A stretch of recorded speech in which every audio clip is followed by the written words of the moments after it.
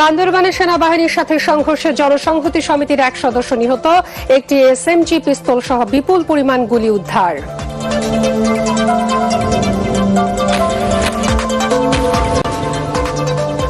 কার্যক্রম নিষিদ্ধ আওয়ামী লীগের কার্যালয় খোলার সুযোগ নেই জানালেন এলজিআরডি মন্ত্রী মির্জা ফখরুল। ঢাকা সহ 6 সিটিতে প্রশাসক নিয়োগ, শীঘ্রই স্থানীয় সরকার নির্বাচন।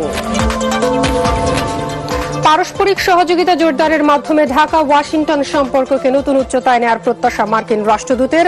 অন্তর্বর্তী সরকারের সংস্কার কার্যক্রম অব্যাহত রাখার তাগিদ ইইউর।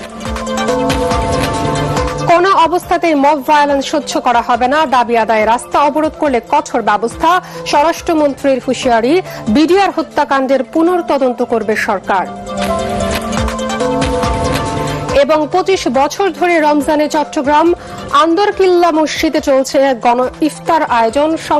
সম্প্রীতির এক অনন্য উদাহরণ বলছেন এলাকাবাসী।